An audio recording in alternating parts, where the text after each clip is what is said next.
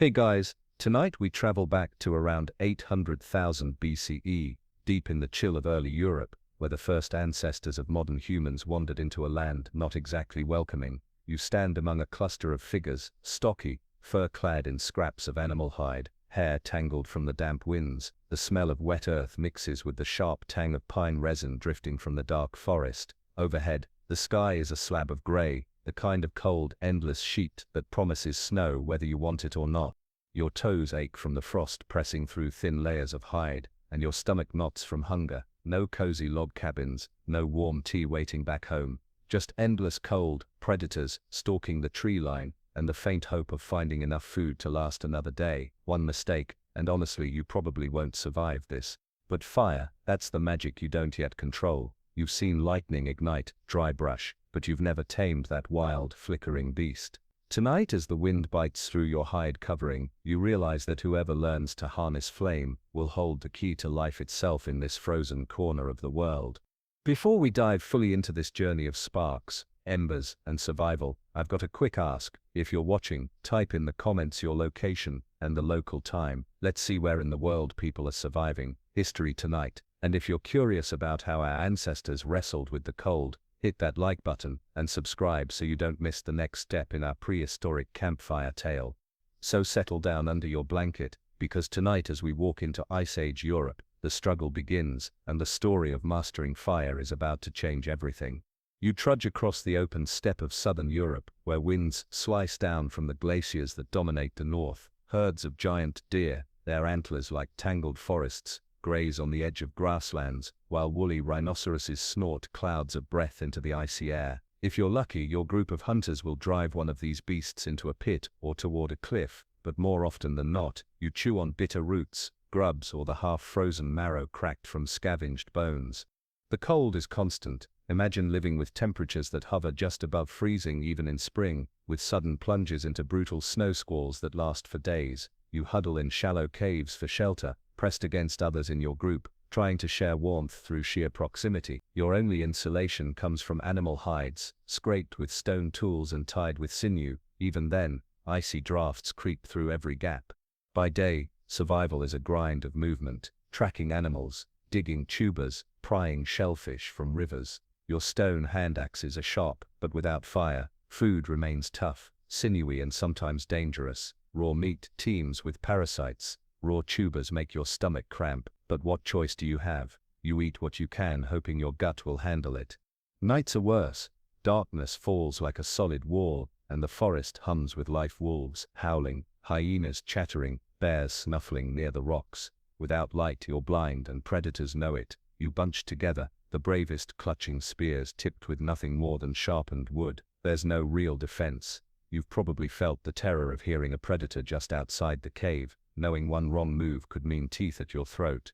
Every morning, the group wakes stiff, cold, and tired.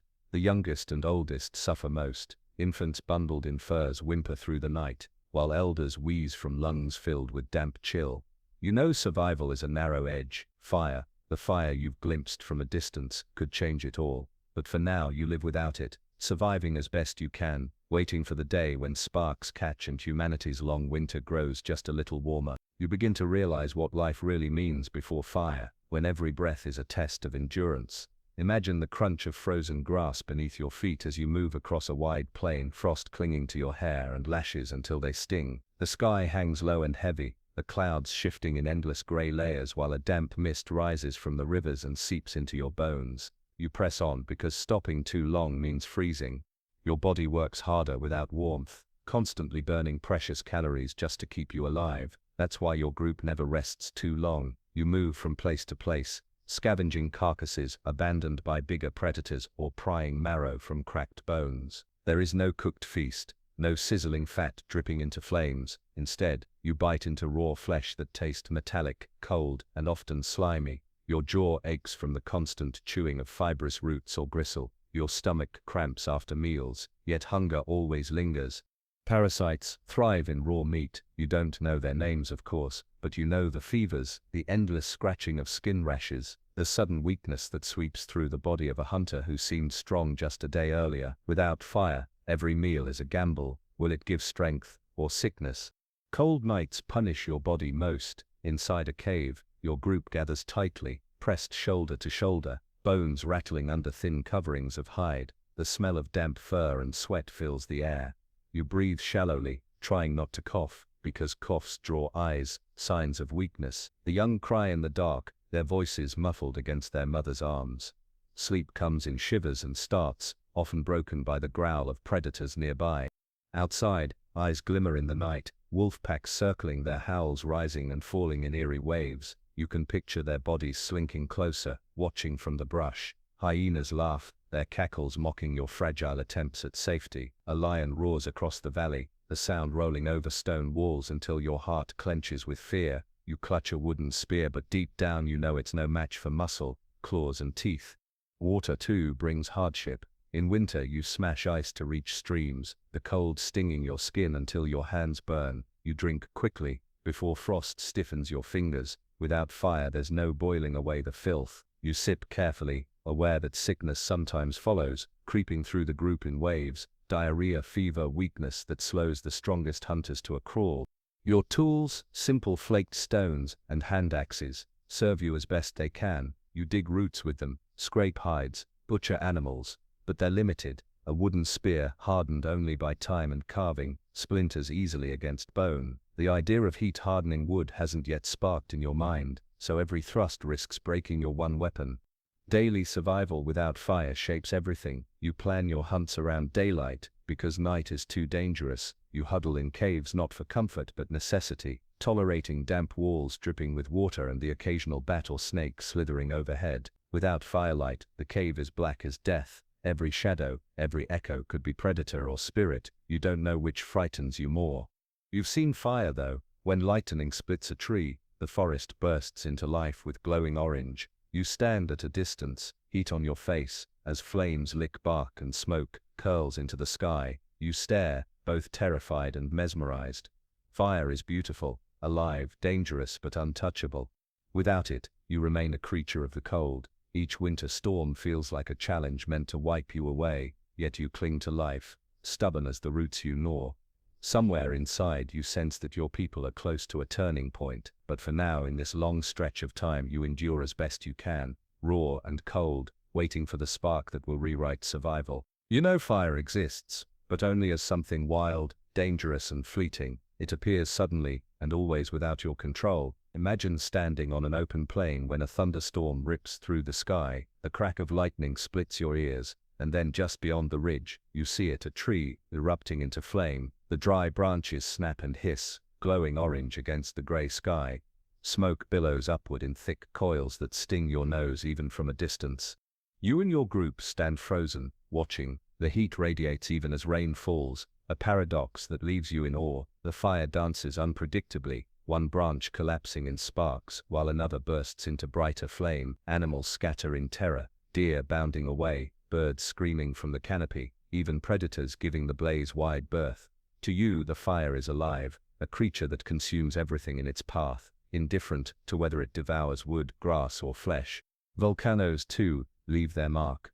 Far to the south, great mountains belch smoke and rivers of molten rock. You've heard stories from elders about the ground trembling and glowing rivers that flowed down slopes, unstoppable and bright as the sun. For early humans, these sights blur the line between natural force and living being. Fire feels like a spirit, something you can never touch but must always respect. Sometimes the fire comes to you whether you like it or not. Grasslands catch in a sudden blaze, dry stalks, whooshing into sheets of flame that race faster than you can run. Smoke stings your eyes, choking your breath, forcing you to flee. You stumble toward rivers or bare ground, clutching the hands of children, knowing that to be caught means death. Even after the blaze passes, the ground smolders with heat. Charred animals lie blackened and still, the air thick with the bitter tang of ash. Yet this destruction also gives opportunity. Scavengers rush in when flames die. Burned carcasses, partially roasted, are easier to chew. The meat tastes different, softer, richer, almost sweet compared to raw flesh. Your teeth sink into it without the struggle, and your stomach grumbles in satisfaction. Without knowing it, you've discovered that cooked food changes everything, though you have no way to make that happen yourself. Your people experiment with touching fire's edges.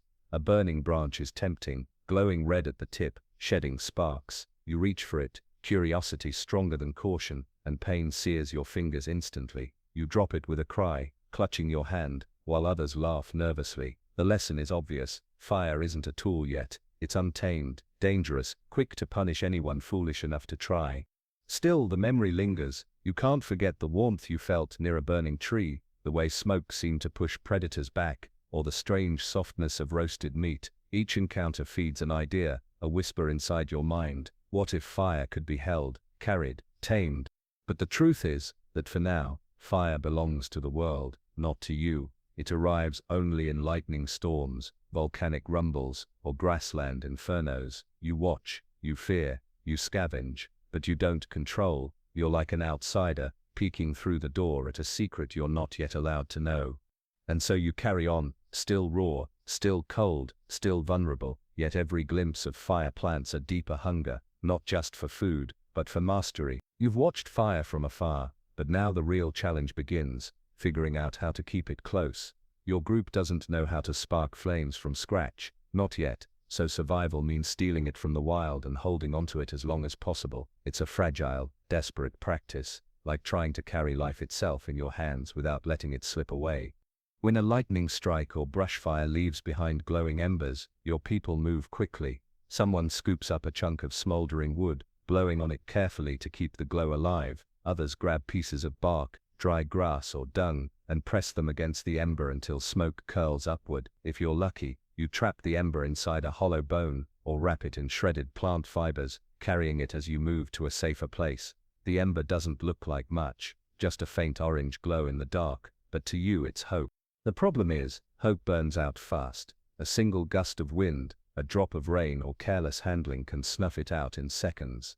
Then the ember is gone, and with it your chance at warmth and light. Entire groups sometimes carry glowing wood on long journeys, each person taking turns to shield it, protect it, and feed it. When the ember survives, you can coax it back to life into a blaze.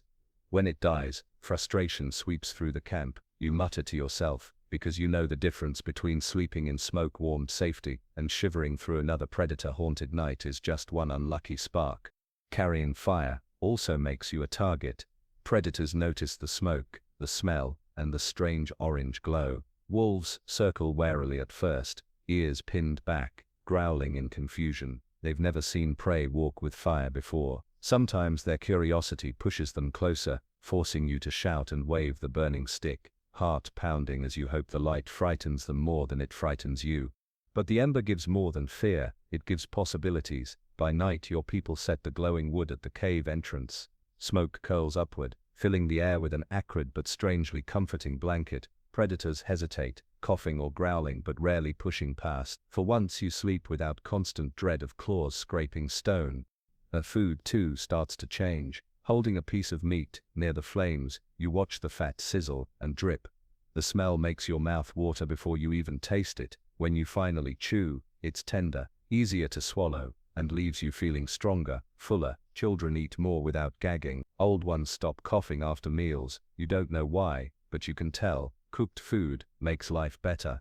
Still, this fragile mastery is unreliable. Embers fade, torches burn out, accidents scatter flames onto dry grass and nearly destroy you all. Sometimes the ember doesn't last the journey, leaving you stranded in cold darkness. Each time the same question gnaws at you: why can't we make this from nothing? Why must we always borrow fire like beggars instead of creating it like masters? You're not there yet.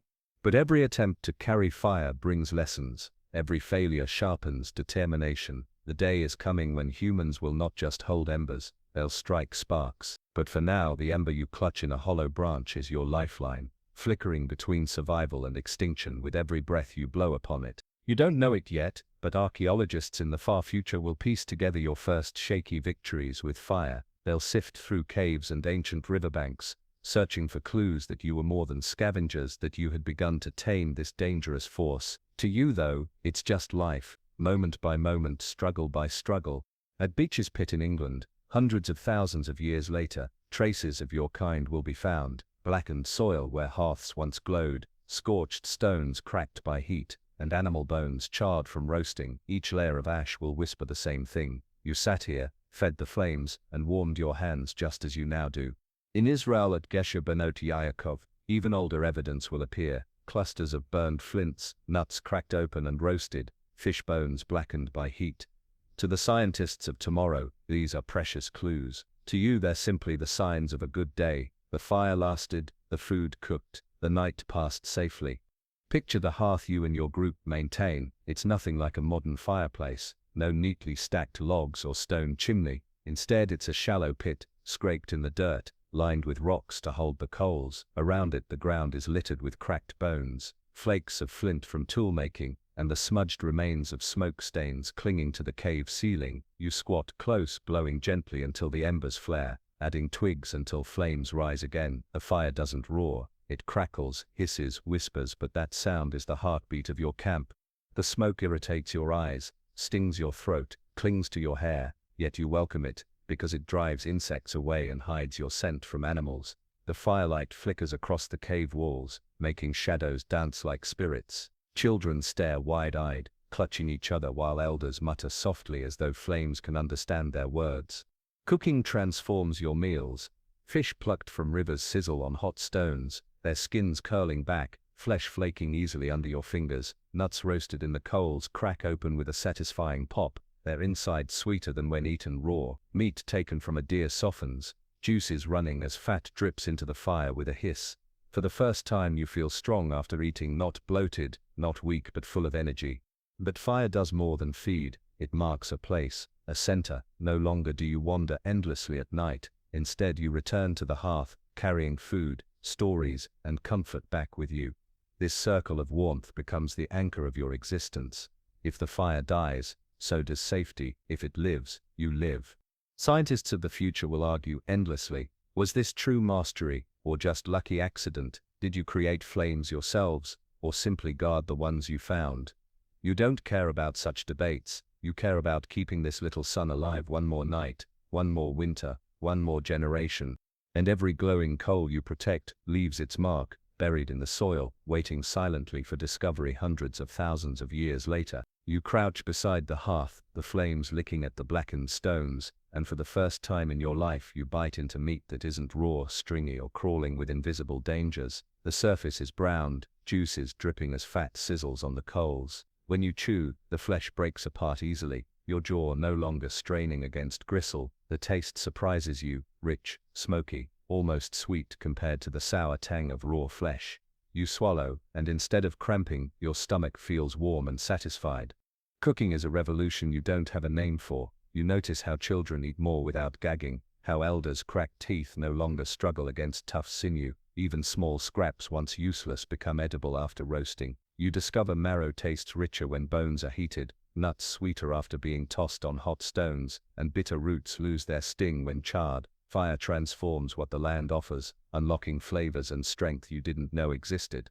The changes ripple outward. Meat lasts longer when roasted. You can carry it for a day or two without it rotting so fast. This means fewer frantic hunts, fewer desperate scavenging trips. Your people have time to rest, to mend tools, even to sit together in something like peace. Fire buys you not just calories, but hours, a commodity more precious than you realize. Cooking also changes your body. Your jaw begins to shift across generations. Less pressure is needed for chewing, so teeth grow smaller, jaws less massive. The energy saved from chewing raw roots or meat now fuels your brain. It's subtle at first, but across time those around the hearth grow sharper, quicker, more inventive. You might not notice it in yourself, but fire is reshaping the very path of human evolution. It's not all perfect though. You still don't understand fire's dangers. Sometimes meat falls into the flames and turns black, filling the cave with acrid smoke that makes your eyes water. You choke on burned bites, coughing until tears run. A child too curious leans too close, his hair catching briefly before the fire is slapped out with panic. Burns leave scars, and once in a while the fire leaps from the hearth to dry grass, forcing everyone to scramble in terror. Fire gives, but it also punishes. Yet despite the risks, you return to it again and again. You sit around the flames, the smell of cooked food in the air, stomach full, body warmer than it's ever been in the cold of Europe. You watch sparks drift upward, vanishing into the cave's smoke-stained ceiling, and feel something you've rarely felt before: security, not complete, not permanent, but enough to rest, to laugh, even to dream for a few minutes before sleep. Cooking has done more than fill your belly. It's begun to change your relationship with the world itself. The raw struggle of biting through tendon and root is gone, replaced by a new rhythm, a rhythm that hums with possibility, with a sense that maybe survival doesn't always have to be so brutal.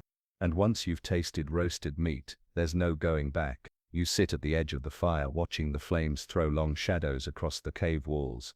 For the first time, predators no longer feel like constant masters of the night. The fire changes everything in that balance of power. Wolves still circle, you hear them beyond the glow, their paws crunching on frost, their howls breaking against the stone hills, but they stop short. Their yellow eyes glimmer at the edge of light, but they don't come closer. They pace and growl, uncertain, and then retreat, tails low. The scent of smoke and the hiss of sparks confuse them. You're no longer just prey. They don't understand what you've become. Lions prowl too. Their roars vibrate through the air, deep enough to make your chest shake. But when you brandish a burning branch, the fire crackling in your hands, even a lion hesitates. It steps back, ears flattened, tail twitching in anger, and then fades into the dark. Hyenas, bold and mocking, with their laughter circle nearest of all, but they cough when smoke drifts their way, snarling in frustration. They don't like the sting in their noses. For once the hunters stay back, and you sleep without clutching your spear every second. The fire gives you something more than defense. It gives you freedom. You don't have to huddle in narrow caves every night, pressed together in fear. Now you can linger outside longer, choosing spots on open ground where predators once ruled. A ring of glowing branches forms a barrier, a shield invisible yet powerful. You look at the fire, flickering like a second sun, and realize it has become your protector. That protection changes the way you move across the land. Before fire, your group stuck close to rivers and caves, places with natural defenses. With fire, you dare to camp in new places, on open plains, near forests, even beside cliffs where you'd never sleep without it. This freedom opens up new hunting grounds, new water sources, new ways to live.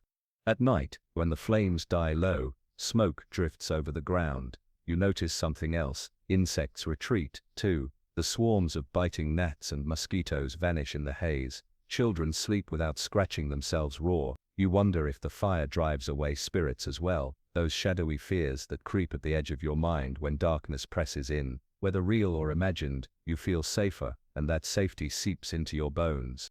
Predators still take their chances. Sometimes a wolf, hungrier or braver than the rest, darts in at the edge of light, teeth snapping at scraps. You shout, wave your torch, and chase it back. Sometimes you succeed, sometimes not, but the balance has shifted. You're no longer completely powerless. Fire has given you something you never had before, control over the night.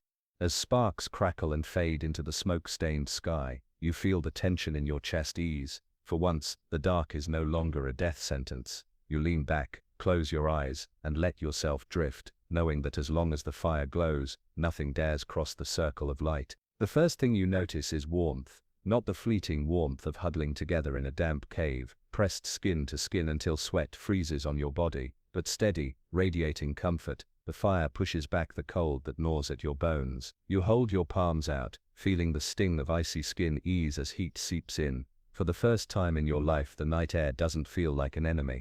Europe at 800,000 BCE is brutal. Winters stretch long, with ice crusting the land, and snow piling deep enough to swallow a person whole. Wind screams through valleys like knives, stripping bare even the toughest trees. Before fire, you endured these months with endless shivering, eating what little you could, watching the weakest wither away. But now, with a hearth burning, you survive differently.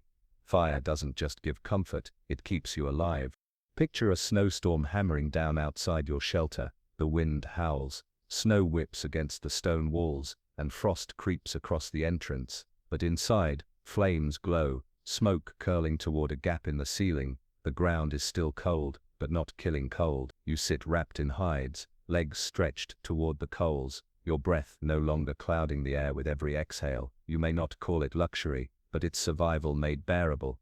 The fire also dries your hides and clothing. Before, every trip through rain or snow left you soggy, your coverings stiff with ice. Now you drape them near the flames, watching steam rise as water hisses away. Tools sharpened from flint, once slippery from damp, dry in the heat. Even wood you've gathered for spears or shelters hardens instead of rotting in the wet. And warmth changes where you can live. Without fire, your group stayed to the south, clinging to valleys with milder climates. Now you creep farther north, exploring regions once impossible. You push into colder forests, across frozen rivers, into plains where herds of mammoth and woolly rhinoceros graze. Fire allows you to follow food into harsher lands, and every migration plants the seeds of new discoveries. At night, warmth means deeper rest. Before fire, you tossed and woke constantly, muscles aching from the cold. Now you can actually sink into sleep, waking stronger, more alert. Children survive winters they once never could. Elders last longer, their stories carried forward another season. Your group's numbers grow, not shrink, and each flame becomes the difference between life and extinction. But warmth isn't endless. You quickly learn that fire eats constantly. Wood, dried grasses, bones, everything becomes fuel. You must plan ahead, gathering armfuls of branches before dusk. In snow, you hack frozen logs with flint, breaking fingers as much as bark. The fire is greedy, and if you don't feed it, the glow fades to ash and leaves you at the mercy of the cold once more. Still, the risk is worth it. With fire, you've crossed a threshold. You no longer endure the ice age passively. You fight back. The blizzards still rage, the frost still cuts, but you're no longer a trembling figure in the dark. You're a creature of heat, clinging to survival one flame at a time. Fire doesn't just warm and feed you, it changes the very tools you hold in your hands. Heat hardening transforms spears from fragile sticks into lethal weapons. Imagine standing on a hunting ground, wolves howling at your back, mammoth looming ahead. With fire-treated spears, you thrust and feel the sharpened point drive deeper, striking true instead of bending. This single change tilts the odds, even if only slightly, in your favor. But fire's magic doesn't stop with wood. You notice what happens when certain stones lie too close to the flames. Flint, once gray and dull, sometimes fractures in strange, predictable ways after heating. With patient hands, you chip at the heated stone, and flakes break cleaner, sharper, deadlier. It's as if the fire loosens the stone's secrets, offering edges finer than any claw. In time, this trick spreads across generations, the beginnings of deliberate heat treatment for tools. Your people learn to use heat for other tasks too. When sinew or plant fibers are twisted into cord, fire hardens the knots, keeping them from unraveling. When bones are placed near flames, marrow loosens, easier to suck out, and when green wood bends near heat, it becomes pliable, shaped into frames for shelters or digging sticks. Fire becomes not just protection or warmth, it becomes a partner in invention. Picture a hunt. You and your group drive a massive red deer into a marshy patch of ground. Spears fly, striking its flanks. The fire-hardened tips bite deeper than ever, the animal staggering under the assault. When it finally falls, the triumph is more than just meat. It's proof that fire has sharpened your power. Without it, the deer might have escaped, leaving you hungry. With it, you feast. Each innovation builds on the last. Sharper stone tools cut hides faster, making clothing sturdier against the cold. Hardened spears drop prey more efficiently, leaving more time to rest, plan or experiment. And though you don't yet strike sparks deliberately, every use of fire weaves it tighter into your daily life. The cave around you bears the evidence. Scorched stones line hearths, blackened bones pile in corners, and flint chips litter the floor. Anyone walking in thousands of years later will see the story written in ash. Here lived people who didn't just endure, but who began to bend the world with flame. Of course, not every attempt goes well. Spears left too long in coals burn through, leaving charred stubs. Stones shatter violently if overheated, sending sharp shards flying. But even in failure, lessons stick. Fire is unpredictable, but with each mistake, your people learn to coax its power more precisely. For the first time in human history, you're not only shaped by the environment, you're shaping it back, one hardened spear and flaked blade at a time. The flames crackle, sending warm light flickering across faces gathered close. For the first time in memory, your group isn't only surviving, it's sharing. Fire does more than harden spears or cook meat. It draws people together, turning scattered bands of hunters into something new, a community. You sit shoulder to shoulder with others, the heat radiating against your skin, shadows stretching and shrinking along the cave walls. The day's hunt is over, and for once you aren't immediately collapsing in exhaustion or fear. The fire buys you time to breathe, to speak, to connect. You hear voices murmuring, low and rhythmic. Some retell the day's events, the chase after the red deer, the moment the spear struck true. others mimic the sounds of wolves or mammoth, gestures exaggerated, faces animated in firelight. The first sparks of storytelling dance around the flames. Children listen wide-eyed, giggling when a hunter acts out a fall in the mud, or squealing when someone growls like a lion. They learn without realizing it. Around the fire, knowledge passes: how to track prey, which roots to dig, what signs warn of predators. Without the circle of light, these lessons would vanish in darkness, carried only in silence and memory. With fire, they become performance, shared wisdom burned into minds as brightly as the flames before them. The fire's glow also creates new bonds. Sitting together in the half-light, you find yourself studying others' faces, noticing expressions more closely. A smile held longer, a laugh echoed by the group. These small gestures tighten your connection. You feel loyalty grow, the sense that you belong to more than just yourself. Fire makes you social in a way that raw survival never allowed. You notice too how laughter rises more often now. Around flames, the fear of night lessens, and with it, space opens for humor. Someone exaggerates the size of a boar they almost caught, holding their hands impossibly wide, and the group erupts in laughter. Even elders chuckle, smoke curling from their mouths as they cough and laugh at once. These moments strengthen you as surely as food. Planning also becomes possible. By firelight, you can sketch patterns in the dirt, mapping the next day's hunt. You can weigh who holds the strongest spear, who guards the children, who leads the chase. Without fire, such talk would vanish in darkness. With it you create strategy, memory, cooperation. The fire doesn't just warm your body, it ignites your collective mind. The hearth becomes sacred ground, the center of camp. No one sits too far from it, no one leaves it unguarded. When embers die, silence falls, tension rises, as though the group feels its heartbeat falter. Someone always tends it, feeding twigs, blowing gently, ensuring the glow never fades. Fire becomes a shared responsibility, binding everyone with the unspoken knowledge: if the flames die, so do we.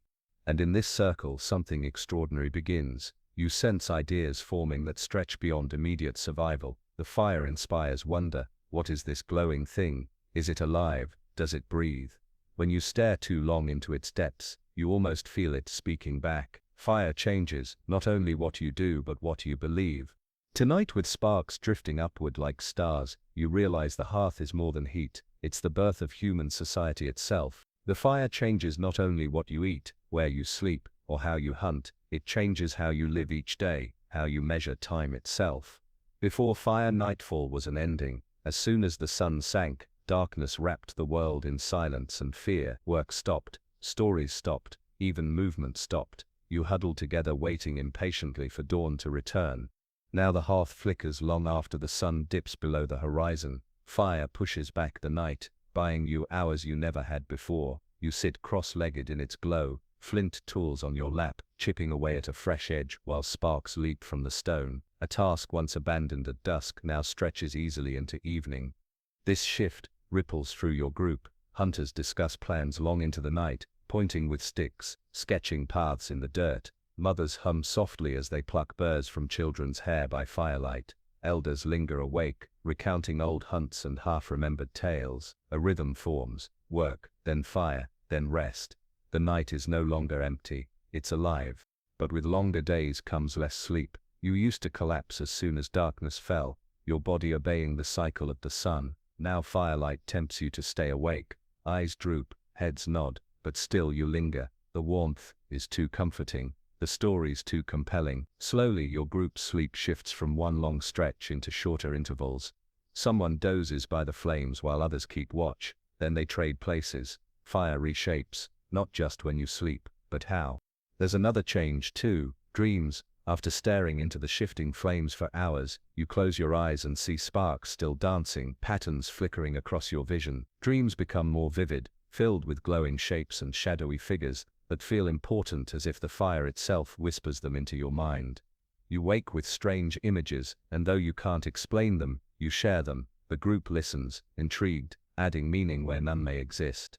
The fire also stretches your imagination. With night extended, conversations wander. What lies beyond the forest? Why do the stars shimmer above, like sparks frozen in the sky? Why does the fire eat wood, breathe air, and die when starved? Questions multiply where before there was only silence. Fire lengthens not only your day but your curiosity.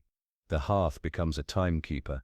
Flames mark the night, embers measure the hours. Children learn to read the cycle, how long until dawn, how long until embers must be fed. Fire gives structure to darkness, an order that turns chaos into routine. Still, this gift has its dangers. Too many nights awake mean mornings sluggish, hunts slower, reflexes dulled. Sometimes predators sense your fatigue. You learn balance slowly, understanding that fire doesn't erase limits, it only shifts them. Yet even with mistakes you cling to the new rhythm. Life with fire is longer, richer, more complicated, and you never want to return to the short, brutal days of darkness. Around the flames your people's lives stretch beyond mere survival. You don't just endure the night, you inhabit it, and in those extra hours, humanity begins to discover itself. The flames don't just stay in your cave anymore. One day, your group realizes the fire can move outward, that it can shape the very land itself. It begins by accident. Someone drops a burning branch into dry grass, and before anyone can react, flames race across the ground, crackling and roaring. Panic spreads as smoke billows upward. Animals scatter in chaos, and the group scrambles to safety. When it's over, the once green patch lies black and ashy, the smell of charred plants filling the air. At first it feels like disaster, but days later, something unexpected happens. Animals return. Herbivores wander into the cleared ground, nibbling on the fresh shoots that sprout quickly in the enriched soil. What looked like ruin becomes opportunity. Slowly your people learn to guide this destruction. With cautious hands and keen eyes they set small fires at the edges of grasslands, controlling how far they spread by choosing damp ground or riverbanks as boundaries. They notice how fire drives animals into open ground where hunters wait with spears. A deer, fleeing smoke, runs straight into the trap. The group feasts, belly full, and the lesson is clear. Fire isn't just survival, it's a weapon, a tool for reshaping the hunt. Forests, too, change under fire's touch. Dense undergrowth once difficult to pass becomes cleared pathways. Thorny shrubs vanish, replaced by open ground easier to cross. New plants sprout quickly after burning, tender and green, drawing grazing animals closer. By wielding fire your people alter the rhythm of the land itself. This new control spreads slowly, through trial and error. Sometimes the flames leap too far, and the group flees, coughing in smoke, watching helplessly as a whole hillside burns. Other times the fire dies too quickly, smothered by damp wood or unexpected rain. Yet each attempt teaches more: how to pick the driest grass, how to ignite at the right moment, how to keep flames small and steady. You notice the predators react differently now. Wolves and lions avoid burned areas for days, leaving space for your group to gather food in safety. Birds circle above the blackened ground, scavenging charred insects, while humans collect roasted tubers from the softened soil. Fire doesn't just kill, it cooks the very earth, making it give more willingly. In this way, you take your first steps as landscape managers. Without written plans, without maps or science, you begin shaping ecosystems. Where fire goes, food follows. Where food follows, people thrive. It is the earliest spark of agriculture, though you wouldn't call it that. You just see that burning the land sometimes makes life easier. Around the fire pit at night, you feel the shift. Before, the world dictated your choices, weather, predators, hunger. Now little by little, your group bends the world to its will. The realization is subtle but powerful. With fire, you're no longer passengers on the earth, you're drivers.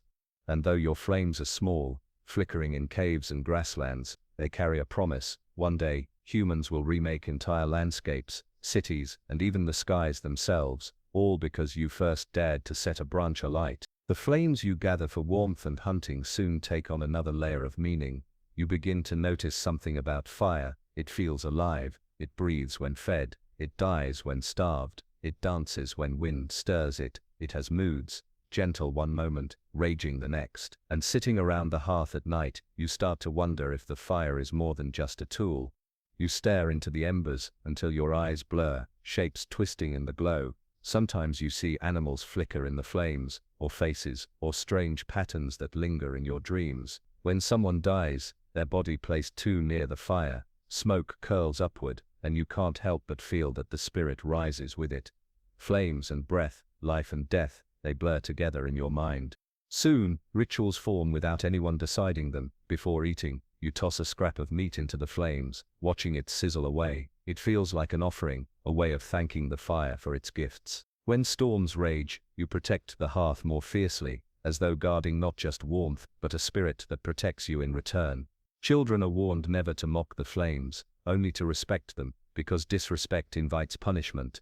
Some nights, elders speak of fire as if it chooses who lives and who doesn't. They point to how it keeps predators away, how it cooks sickness out of meat, how it warms the shivering. Fire feels like a guardian. Others see it as a destroyer, remembering how whole fields once burned to ash in moments. This dual nature, protector and destroyer, makes fire seem almost divine.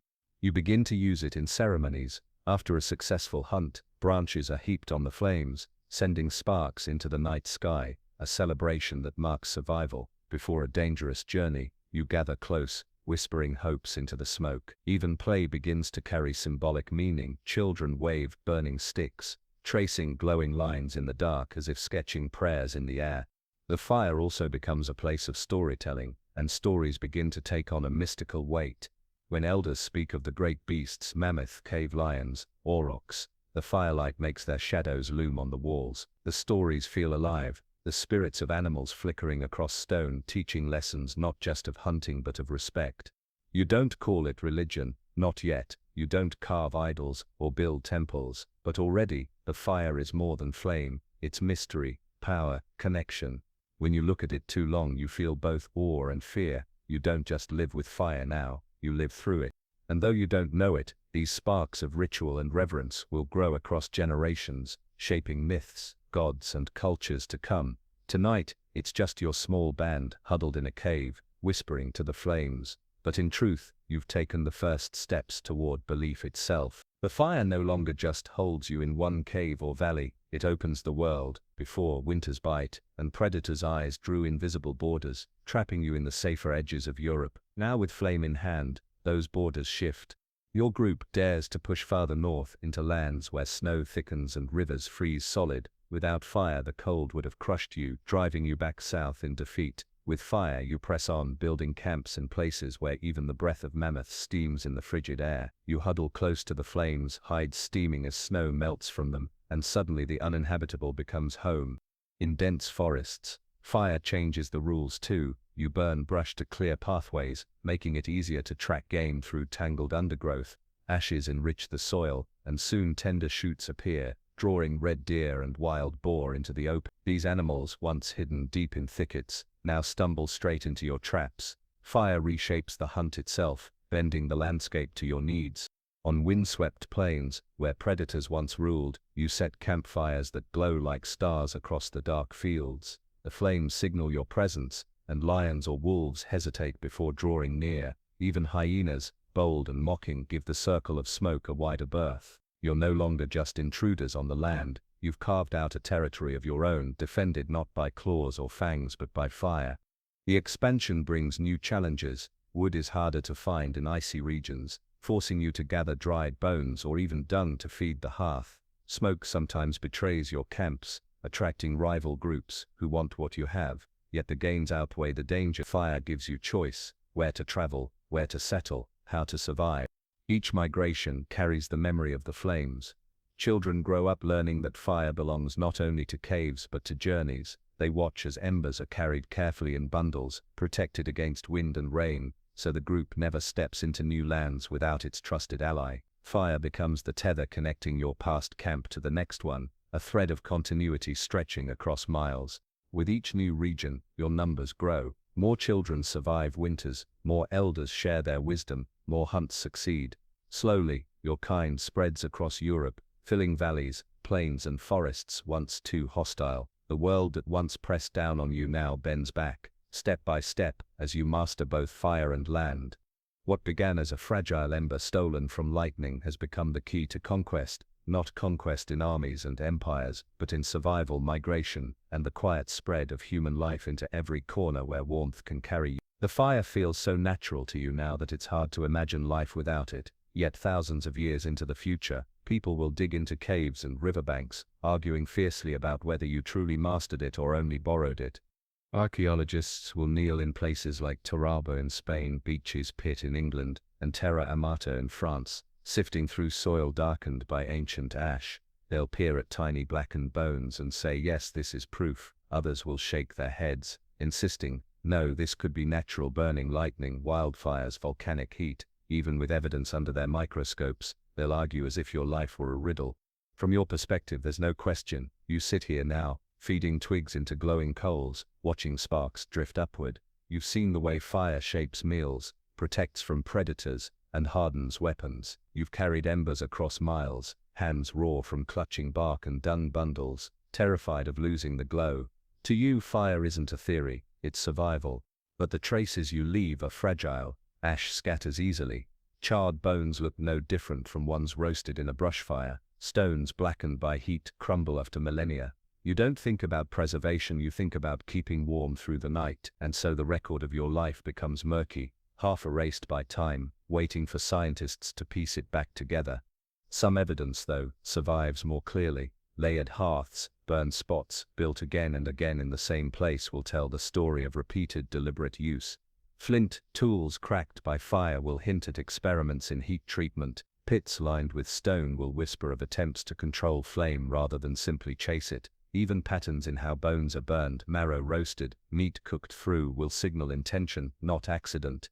The debates will continue in labs and classrooms, but you, crouched beside your fire, know the truth. It may not be mastery as future people define it. You still cannot summon flame from nothing, but you've crossed a boundary no other creature has. You have learned to keep fire, feed it, shape it, and use it. That alone marks a turning point in human history. Every flicker of flame in your cave becomes both a memory and a message. To those who come later, the ash will say, we were here, and we tamed the dark. The flames before you are more than light, more than warmth, they are destiny. When you sit in front of the hearth watching sparks spiral upward, you don't realize it, but you've crossed a line that no other animal has. Fire has changed not just your nights and your hunts, but your very future. Cooking reshapes your body. With softer food, your jaw shrinks, teeth grow smaller, and the time spent chewing drops from hours a day to minutes. Energy once wasted on grinding raw roots and meat now fuels your brain. Slowly, across countless generations, your mind sharpens. New ideas spark as readily as flint against stone. Fire, in its quiet way, is carving the path toward intelligence itself. It also alters your culture. The hearth becomes the first true home, whether in a cave or on an open plain. The fire marks the center. People gather there, not just for survival but for meaning. Around its glow you laugh, argue, plan, mourn and dream. The circle of firelight is the seed from which families, tribes and eventually societies will grow. Even predators recognize the shift. Wolves that once circled your camps in hunger will in time linger for scraps, inching closer to the warmth. Some will stop fleeing altogether, beginning a partnership that leads to domestication. Fire starts the process, teaching animals as well as humans that the world is different when light shines in the dark. But fire's legacy doesn't stop with your small group. It makes possible every migration, every survival in harsher lands. From Europe's frozen valleys, to Asia's forests, from Africa's savannas, to the distant reaches of the world, the ember you guard becomes the passport to global conquest. Without fire, those journeys would have ended in frozen corpses or empty bellies. With it, humanity spreads, adapts, thrives.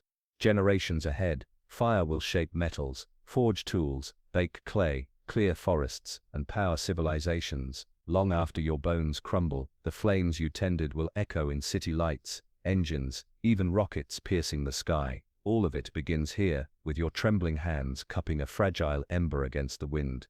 Tonight, as the cave glows red and smoke curls into the night, you've done more than survive. You've struck a bargain with the world's most dangerous element, and from this pact comes the future of humankind.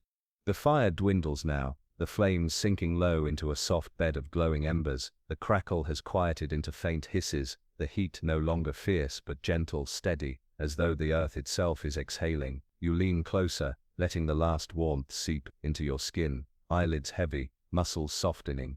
Outside the cave the night is vast, but it no longer feels hostile. Wolves still pad through the snow.